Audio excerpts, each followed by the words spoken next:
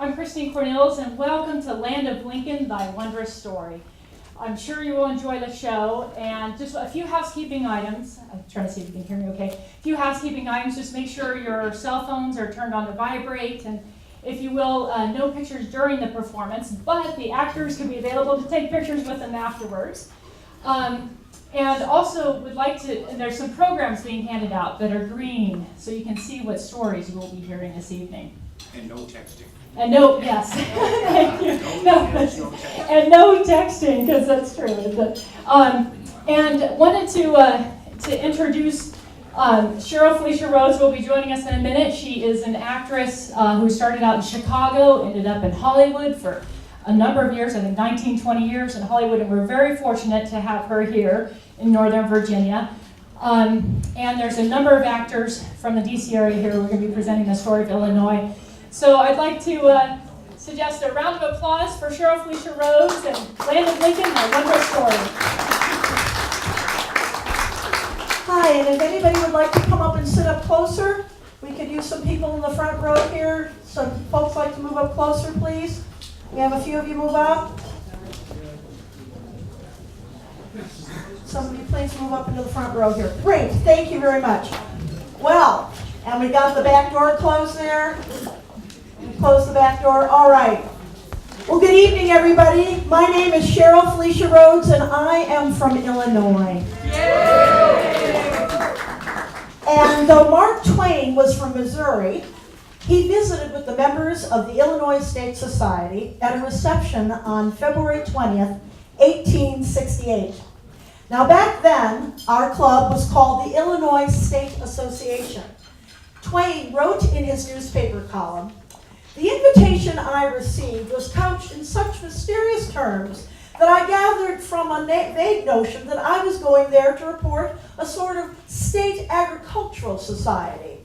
And it was a very agreeable surprise to find a large party of gentlemen present who were not talking about steam plows and corn shellers, and a brilliant company of ladies who were taking no thought of prize turnips and miraculous cabbages.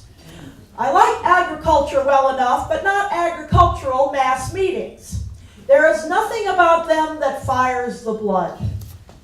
Well, tonight we hope to fire your blood, and we hope that you will find it an agreeable surprise that in addition to being the land of Lincoln and the home of many other presidents as well, and other persons of note, there are Illinoisans with colorful personalities whose lives have been, if you will, like lyrics in a song, and they make up the music that is Illinois.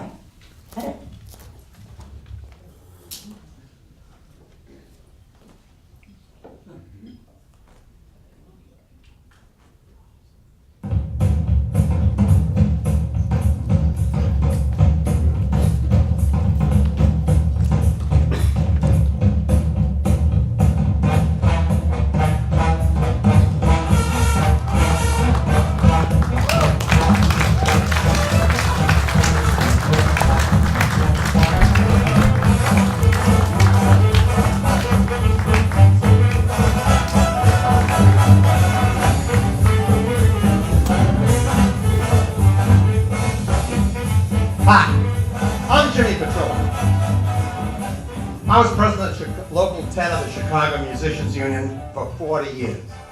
I was also president of the American Federation of Illinois for 18 years. I was born in Covert Street off Taylor in 1892, the son of an Italian-born city sewer worker. Never made it past the 4th grade, but I learned to play the trumpet at Hull House. Jane Addams herself gave me my first horn. But I never played it well. So in 1919, after I realized that my musical talents were limited, I became an organizer, an officer of the Chicago Federation of Musicians. The Federation elected me president in 1922, and I took over the National Union in 1940. And so I became a household name. But, not everybody liked my name. See, some said I was a tough guy. But I like to think it was because I stood up for the musician trying to make a living. Hey, I even took on Benito Mussolini when I set Il Duce a cable demanding he reprimand his consul general in Chicago for hiring a non-union band. And yeah, I was the guy who kept musicians from making recordings during World War II when they were refused royalties by the guys making all the money. But look, forget all that. What's really important is the incredible musical history of Chicago. The great swing band leader, Benny Goodman, grew up on the West Side, and again, thanks to Jane Addams. Then he learned how to play the clarinet in Hull House when he was a kid. Then his drummer was Gene Krupa. He was known as the Chicago Flash. Gene became famous for that 9-minute drum solo during the Goodman Band performance of Sing, Sing, Sing in 1938. Chicago was the center of the jazz universe when Louis Armstrong moved here in 1922 to join the band of King Oliver. Nat King Cole moved here in 1921, attended DeSable High School, and became the first African-American entertainer to host his own TV show in 1956. Other great musicians from Illinois were Herbie Hancock, Miles Davis, singers Lou Rawls, Burl Ives, Mel Torme, the great gospel singer Mahalia Jackson, and the greatest French horn player in the world, Eric Russ. Yep, Illinois has been a great state for music, and I was a part of it all. I'm Jimmy Petrillo, and I was from Illinois.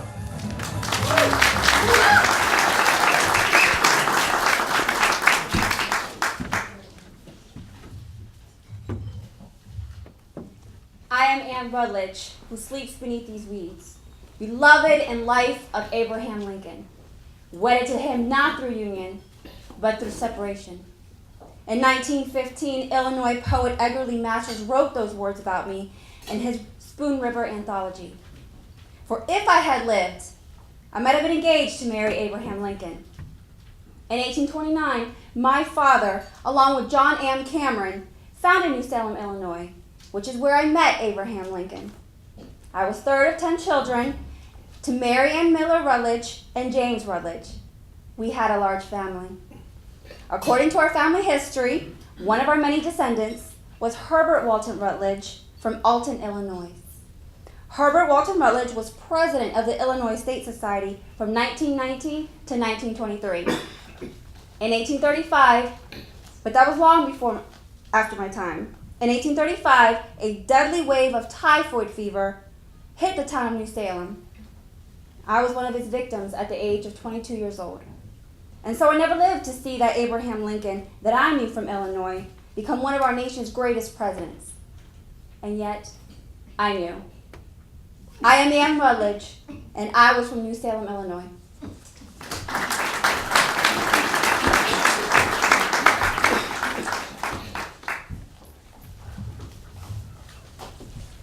Hello, my name is Dred Scott. I was born a slave. My first owner sold me to a U.S. Army surgeon in 1830.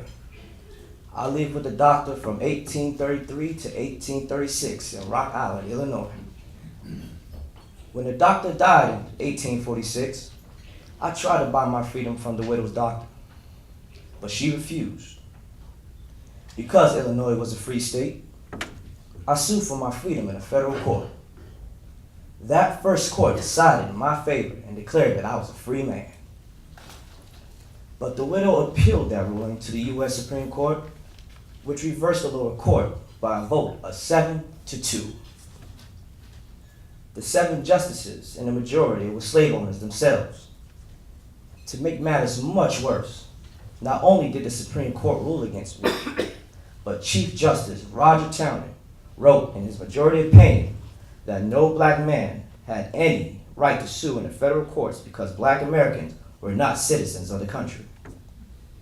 He did not cite any provision of the Constitution to support his purely personal opinion. This outraged people all over the North. It was a major factor that led up to the Civil War. Eventually, the Emancipation Proclamation of 1863 and the 13th Amendment nullified the Dred Scott decision. I was a free man for the last 18 months of my life. I am Dred Scott, and I am from Rock Island, Illinois.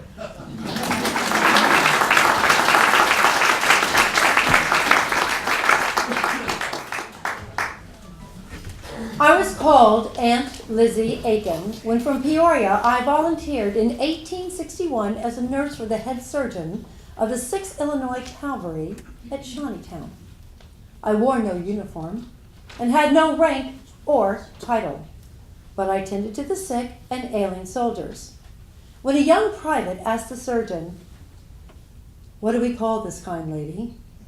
the surgeon replied, "Aunt Lizzie.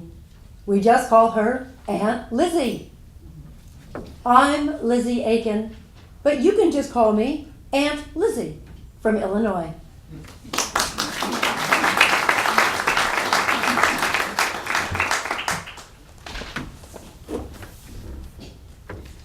My real name is Mary Harris, but people often call me Mother Jones. I was born in Cork, Ireland in 1837, but I often claim to be born 7 years earlier. I moved with my family to Chicago during the Civil War to make me living as a dressmaker and teacher.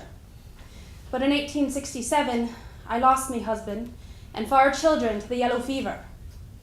And 4 years later, I lost my home, my dress shop, and everything I owned in the Great Chicago Fire of 1871. I was all alone.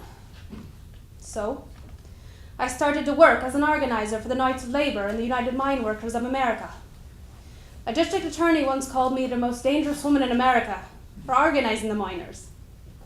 Some reporters called me a humanitarian for taking care of the needs of miners. But I replied, "I'm not a humanitarian, I'm a hellraiser." Women who campaigned for the vote were annoyed with me when I said, "You don't need to vote to raise hell." Some modern feminists are still horrified that I also once said, "Working men deserved a wage that would allow women to stay home to take care of their kids." But I was a woman of me times, and proud of it. When I died at the age of 93 in 1930, I was buried at the Union Cemetery in Mount Olive, Illinois, among Southern Illinois coal miners who lost their lives in strike violence in 1898. I am Mary Harris, also known as Mother Jones, and I was from Illinois.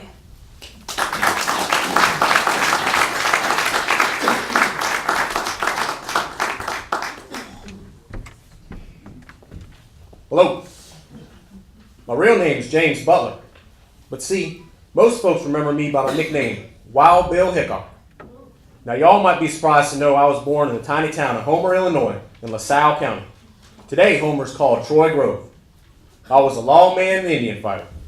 As a sometimes lawman, I was involved in many gunfights and had my share of enemies.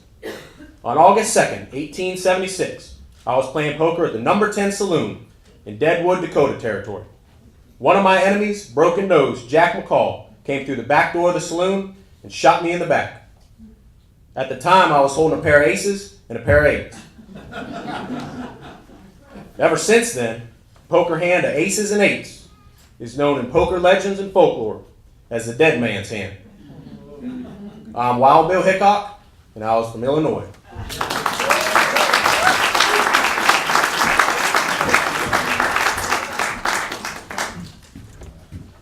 My name is Oscar Miesha, and I was born near Metropolis, Illinois, one of 11 children of former slaves. And as a boy, I shined shoes and worked as a porter on the railway. As a young man, I successfully homesteaded a farm in an all-white area of South Dakota, where I began writing. I formed my own publishing company, where I sold my books door to door. The advent of the motion picture industry intrigued me and provided me a vehicle to tell my stories. I formed my own movie production company, and in 1919 became the first African American to make a film. I used autobiographical elements in The Exile, the first feature film with sound, in which the central character leaves Chicago to buy and operate a ranch in South Dakota. In 1924, I introduced the movie-going world to Paul Robeson in his film Body and Soul. The Producers Guild of America has called me the most prolific black, if not the most prolific independent filmmaker in American cinema. During my career, I wrote, produced, and directed 44 feature-length films between 1919 and 1948, and wrote 7 novels, one of which became a national bestseller. My name is Oscar Miesha, and I was from Illinois.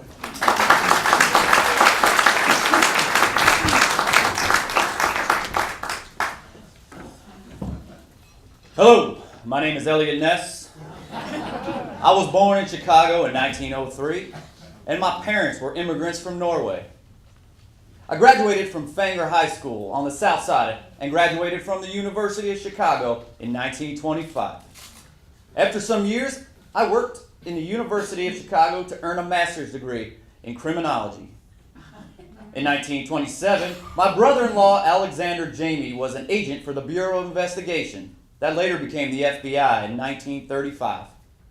Alexander persuaded me to join the Prohibition Bureau of the Treasury Department. Now, after the St. Valentine's Day Massacre of 1929, Chicago business leaders were worried that people would be too afraid of gangland violence to bring their families to Chicago's World's Fair, which was then being planned for 1933. So they appealed to President Herbert Hoover for special help, and Hoover gave the job of bringing down Al Capone to Treasury Secretary Andrew Mellon. Now, Mellon directed me to set up a special team of only 15 Prohibition agents that newspapers called the Untouchables, because we could not be corrupted by bribes from gangsters. We used the Volstead Act to destroy the breweries and speakeasies that were the source of Al Capone's money and power. Then the U.S. Attorney used our evidence to convict Al Capone of income tax evasion in 1931. With Capone in federal prison and the streets of Chicago safe again, more than 39 million people did visit the Century of Progress World's Fair in 1933 and 1934. And the fair was a huge success, even with money in short supply during the Great Depression. A fictional TV series and a movie, both with the title The Untouchables, was loosely based on the memoirs of our work of our special team in Chicago. After World War II, I finished my career as the Director of Public Safety for Cleveland, Ohio. My name is Elliot Ness, and I was one of the most famous law enforcement agents in Illinois history.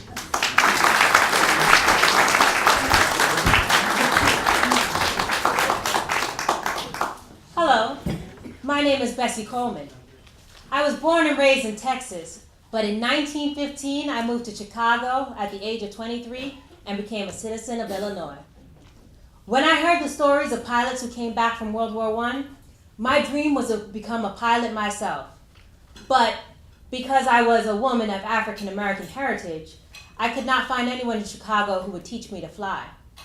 So the publisher of the Chicago Defender suggested I travel to Paris, France, in order to take lessons there. So I took French lessons at the Brodlich School in Chicago and sailed for Paris in 1920. In 1921, I became not only the first African American woman, but the first American, period, of either gender or race to earn an international aviator's license to fly. This was several years before anyone ever heard of white American pioneers in aviation, such as Charles Lindbergh or Amelia Earhart. I returned to Chicago in the fall of 1921, but I still could not find any teacher to give me advanced flying lessons. So I went back to Paris a second time in 1922 for more advanced lessons. In 1923, I became a celebrity who earned money as a stunt flyer and air show daredevil before large crowds, including at the Checkerboard Aerodrome that is now called Chicago Midway Airport.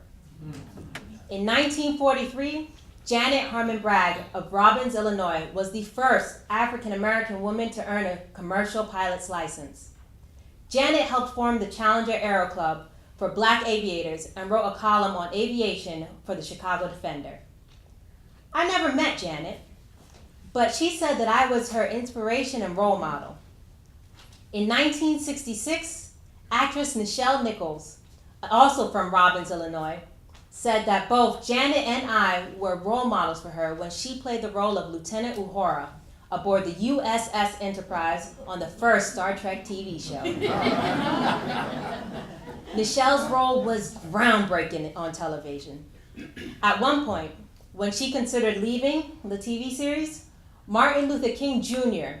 personally praised Nichelle's work and asked her to please remain with the show as she was an inspiration to young black women.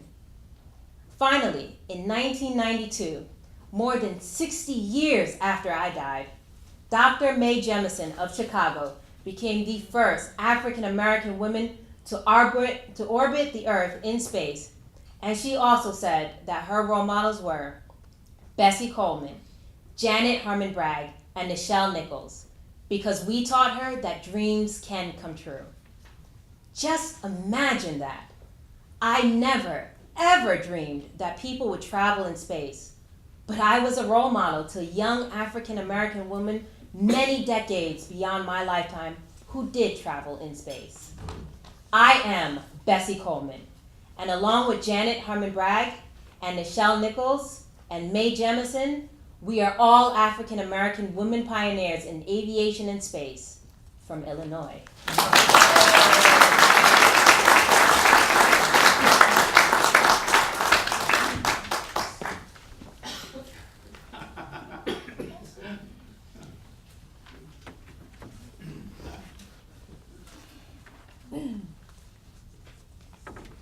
My name is Jane Addams, and I was born in 1860 in Cedarville, Illinois.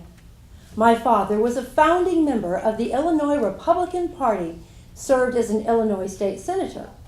He was also a friend of Abraham Lincoln.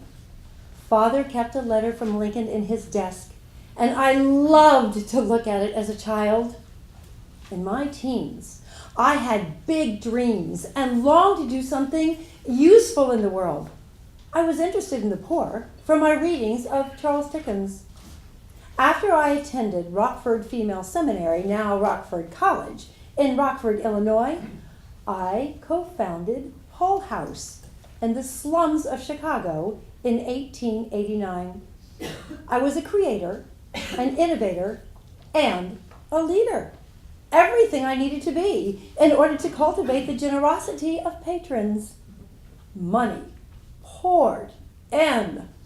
Within a few years, Hull House offered medical care, child care, and legal aid.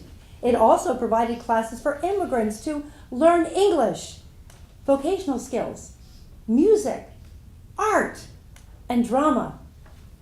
In 1893, a severe depression rocked the country. Hull House served over 2,000 people per week. I lobbied the state of Illinois to examine laws governing child labor, the factory inspection system, and the juvenile justice system. But I became a controversial figure.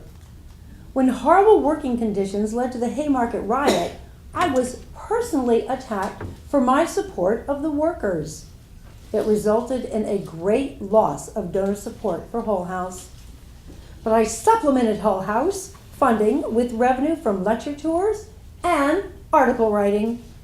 My first book was published in 1910, and others followed. I received numerous awards, and in 1931, I became the first woman, American woman, to receive the Nobel Peace Prize. I continued to work until my death in 1935.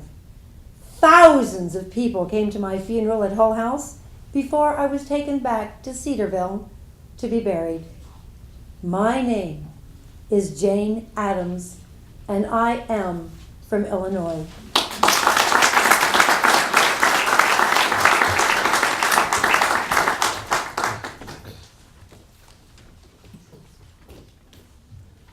My name is Congressman Henryriggs Rathbone, and I was president of the Illinois Society from 1927 to 1928. My year as president of the society was a happy one. Born in 1870, I graduated from Phillips Exeter and then Yale University in 1892. My mother was Clara Harris, daughter of Senator Ira Harris of New York, and my father was Major Henry Rathbone. My parents were formally engaged 2 years before they were married in 1867, and as an engaged couple, they were invited to sit in the presidential box at Ford's Theater on the night of April 14, 1865, with President and Mrs. Abraham Lincoln as they watched the last performance of Our American Cousin starring Laura Keene. As you know, John Wilkes Booth came in a door behind President Lincoln and used a derringer to mortally wound the president in the head as he sat holding hands with Mrs. Lincoln. Booth then scrambled around Mrs. Lincoln and my mother and used a knife to cut the arm of my father as they struggled, before jumping 11 feet from my parents' side of the box to the stage below.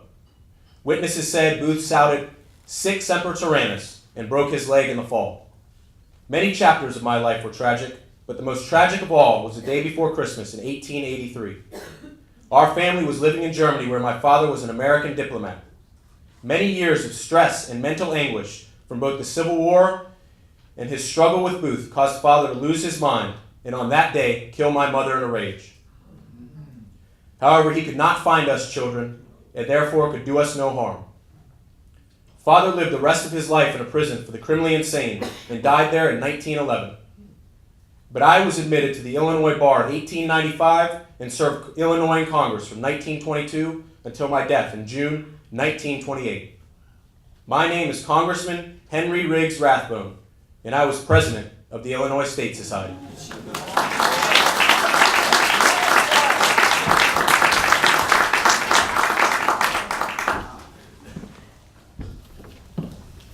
I am Oscar Stanton the priest. My parents were former slaves. I moved to Chicago in 1889, where I worked as a real estate broker. I also made a lot of money in the stock market. I served from 1915 to 1917 as Chicago's first black alderman. In 1928, I was the first African American ever elected to Congress from any northern state.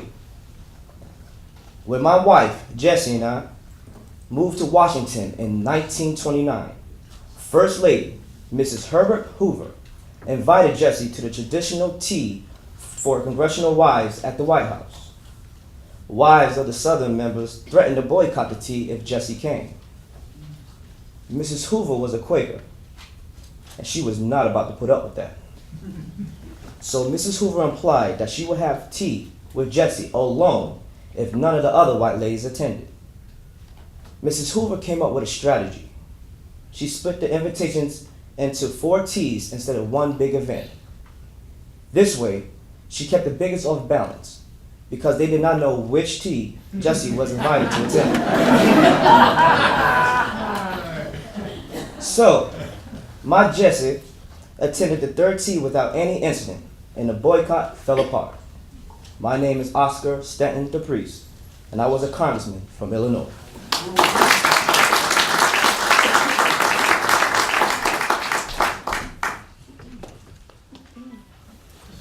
Hello, I am Mary Logan Tucker, a fellow member of the Illinois State Society. The last time I spoke to this society was on March 16th, 1938, when we met at the Willard Hotel. That night we were worried about flooding where the Ohio and Wabash rivers join in Gallatin County, and we're hoping that the federal government could find enough money to move the residents of Shawneetown inland to higher ground. I reported on my recent trip to Japan without any hint that we might be at war with that nation in just 4 years. My father was Democratic Congressman John A. Logan of Murfreesboro, Illinois. My father was the founder of Memorial Day in 1868, when he was the commander of the Grand Army of the Republic Veterans Organization. Father was elected U.S. Senator from Illinois, this time as a Republican, in 1871, and he was nominated by the GOP for Vice President of the United States in 1884. The John A. Logan Community College, Logan Square in Chicago, and Logan Circle here in Washington, D.C., are all named for my father, who is also buried here at the Logan Tomb on the grounds of the Old Soldiers and Sailors Home. My father is also mentioned in the official state song of Illinois. My mother, Mary Cunningham Logan, was also a member of this society. Mother was a friend of American Red Cross founder Clara Barton. Mother and I were both present with society members in 1900 when President McKinley dedicated the statue of my father in what is now called Logan Circle. I am Mary Logan Tucker, and I was from Illinois.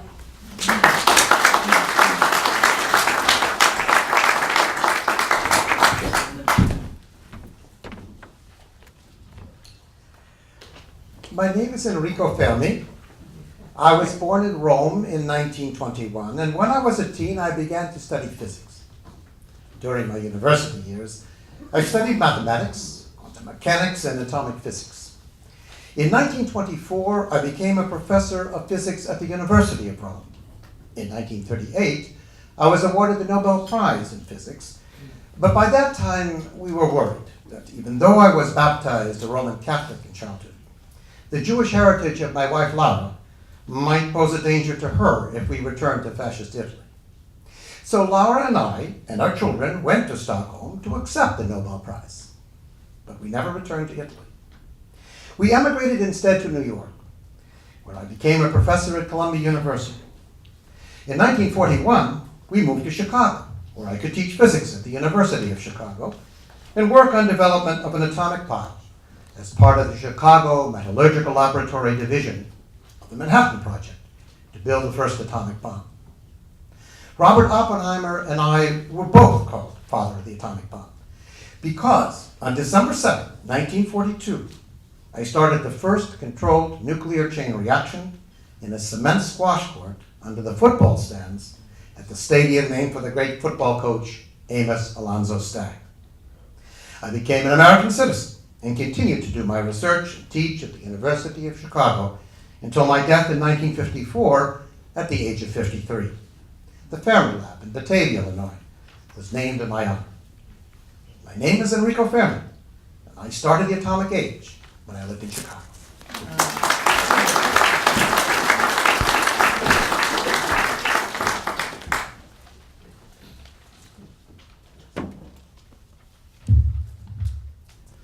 I'm Agnes Ayers from Carbondale, Illinois, and I was an actress who played steamy love scenes with silent film star Rudolph Valentino, also known as a Latin lover and the sex symbol of the 1920s.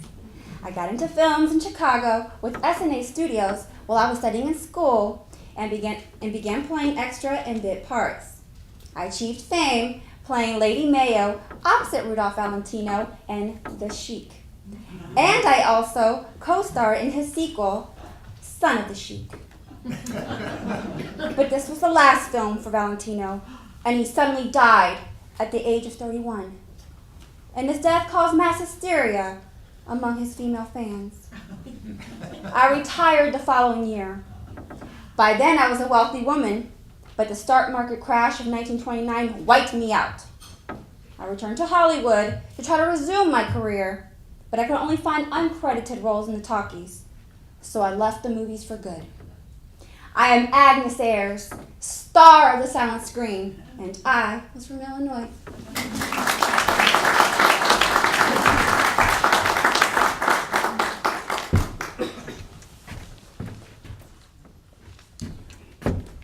My name is Ralph Metcalf. I was a member of the Illinois State Society. In 1932, I won the bronze medal for running the 200-meter race in 10.3 seconds at the Olympic Games in Los Angeles in a virtual tie with my rival Eddie Tolan. But Eddie was awarded the gold medal when officials examined the photograph of the finish line. It was that close. When the next Olympic Games were held in Berlin in 1936, I ran second to Jesse Owens in the 100 meters, and I won the gold medal winning the 4x100 meter relay. Jesse and I won our medals with Adolf Hitler himself watching from the stands. Hitler was very unhappy that two African-American athletes won top medals at the games that he wanted to use for propaganda to showcase Nazi superiority. I served in the Army during World War II and became a successful businessman in Chicago. In 1949, I was elected to the Chicago City Council, and I served as an advisor to Governor Adlai E. Stevenson on athletics. I was elected in Chicago in Congress from 1971 to 1978, and I attended several events of the Illinois State Society, including our reception on September 24th, 1974, when President Gerald Ford paid us a surprise visit to honor retiring members of Congress from Illinois. My name is Ralph Metcalf, Olympic gold medal winner, teacher, coach, businessman, public servant, and a member of the Illinois State Society.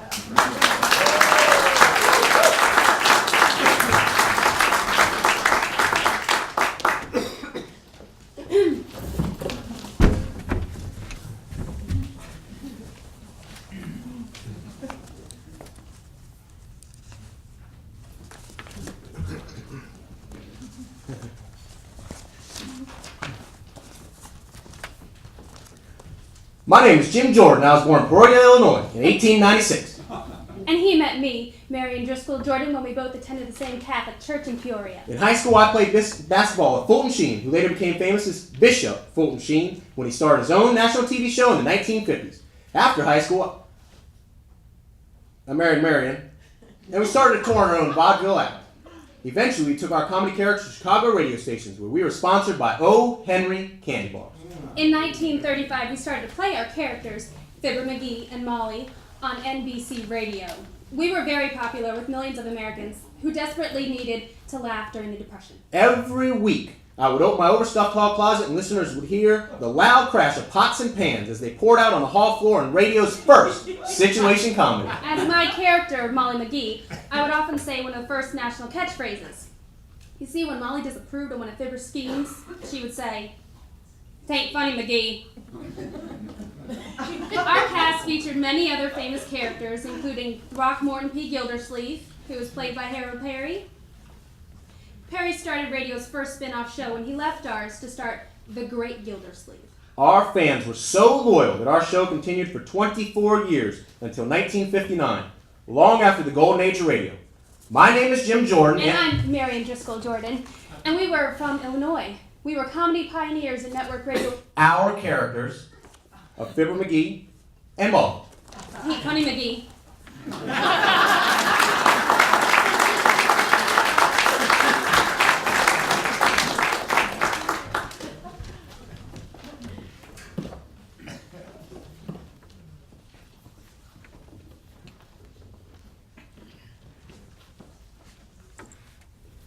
Hello.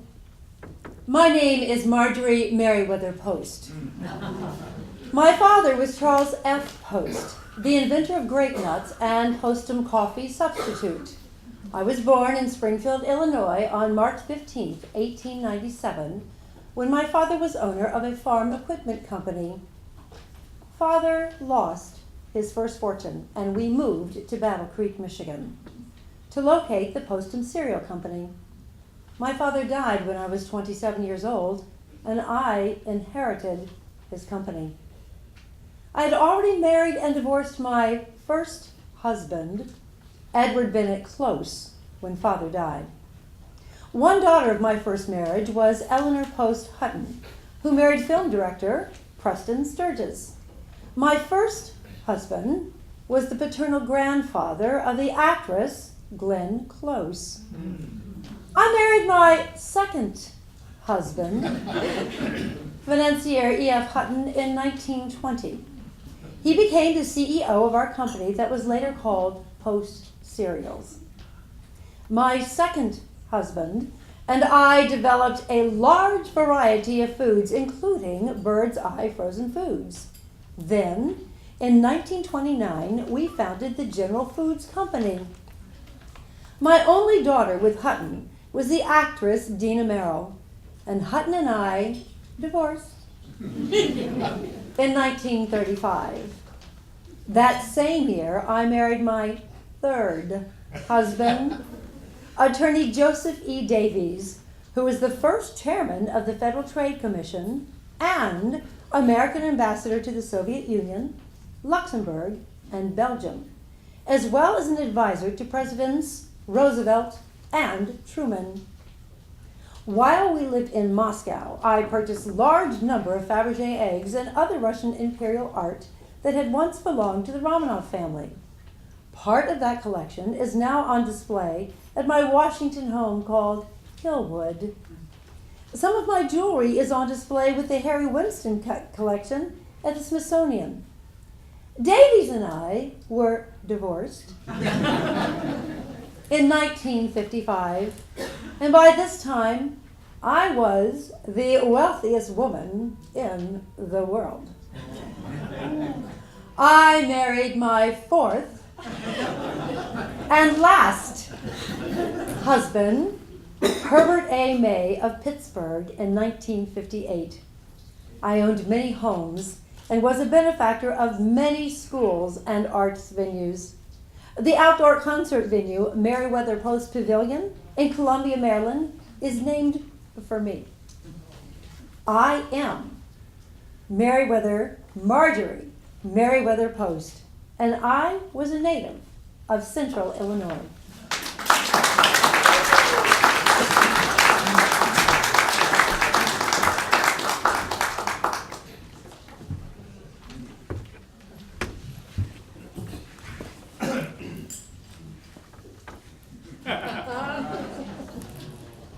Hi, folks. My name's Bill Beck. That's right. All you guys know me. You know how to pronounce my name because my autobiography says Beck rhymes with wreck.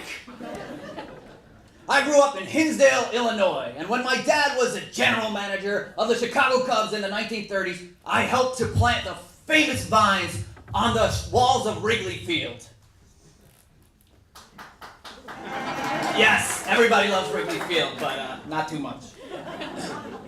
When I grew up, I became a baseball team owner and promoter because I love baseball so much. In 1951, as the owner of the old St. Louis Browns, I hired a midget named Eddie Goodell.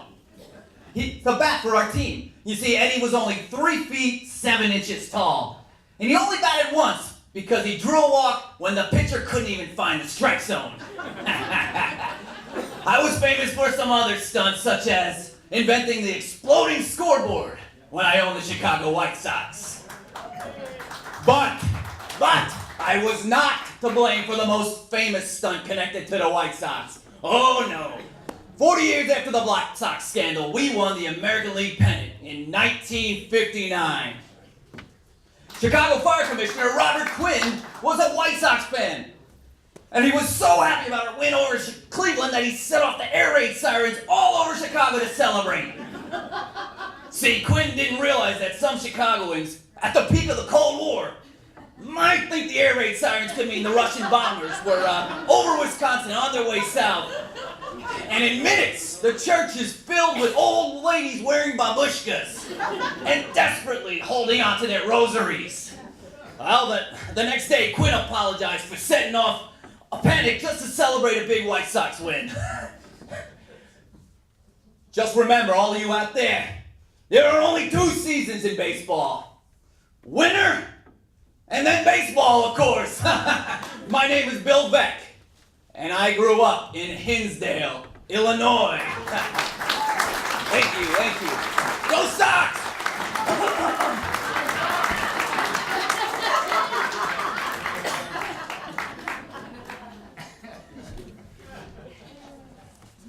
My name is Ernie Banks of the Chicago Cubs.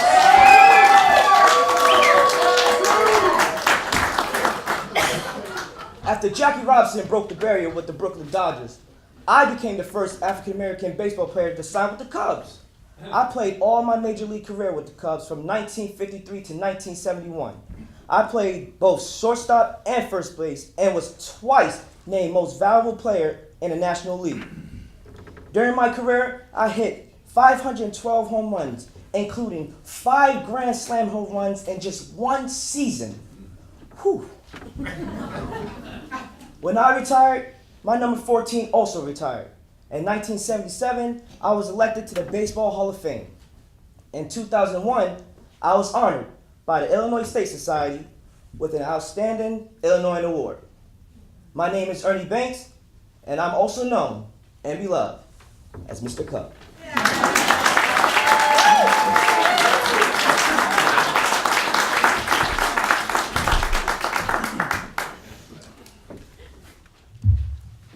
My name is Ambassador Donald McHenry from East St. Louis, Illinois. And in 2001, I was honored as an outstanding Illinoisan by the Illinois State Society.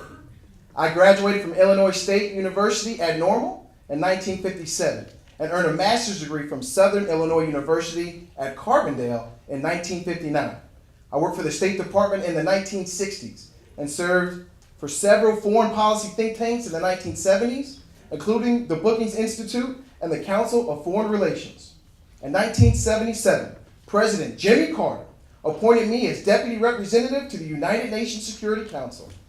You see, the post for ambassador to the UN was vacant at the time when I generated a lot of publicity by stopping a Soviet airliner for taking off at JFK Airport in New York because we needed to find out if a Russian ballerina was being taken against her will back to Moscow after her husband had defected to the U.S. the day before.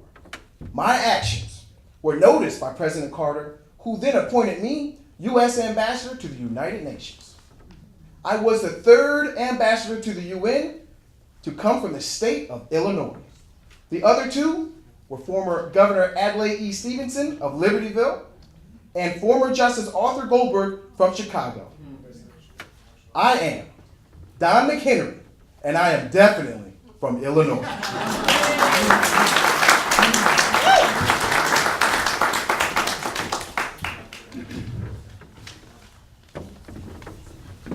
My name is Dr. Monacana, and I'm a triple board certified medical doctor and an Emmy Award winning journalist from Fox News in Chicago. I have a special history and friendship with the Illinois State Society because I was the Illinois Cherry Blossom Princess in 1988. Yes. And this society also gave me the Outstanding Illinoisan Award at the Illinois Inaugural Gala in 2005. I have also finished first and second in multiple Chicago sprint triathlons and marathons. After immigrating with my family from India to Chicago, I started using English as a second language in grammar school. I ultimately graduated as valedictorian from Joyce Kilmer Public School in Rogers Park, and then received top honors from Arlington High School in Arlington Heights. At Northwestern University, I attended the Medill School of Journalism. I later graduated from medical school at the University of Illinois, where I am now a visiting clinical associate professor in the Department of Medicine. I travel annually on medical missions to work as a disaster volunteer, for which this year I received the 2013 American College of Physicians Volunteerism Award. I was also one of the first volunteer physicians to report to Ground Zero in New York after the terrorist attacks of September 11, 2001. My name is Dr. Monacana, and I'm a special friend of the Illinois State Society.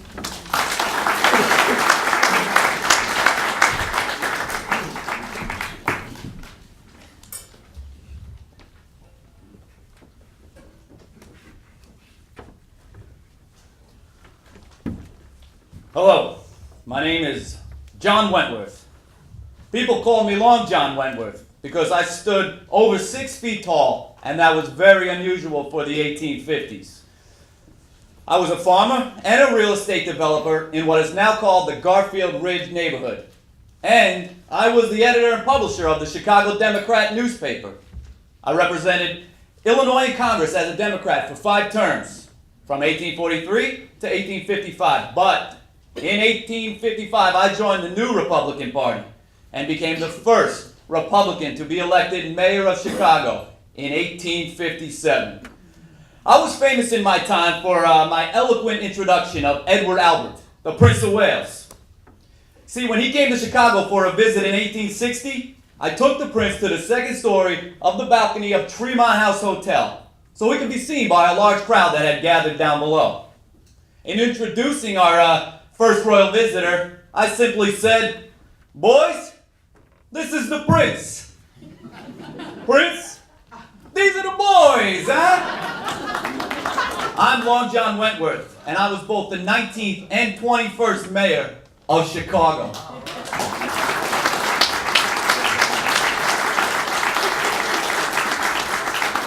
And these are but a few Illinoisans whose stories tell of our state heritage.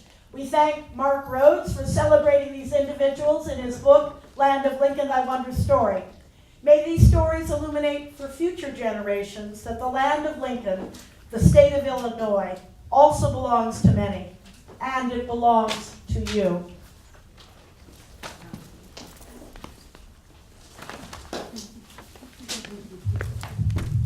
Larry Hunt. Latanya Sinkler.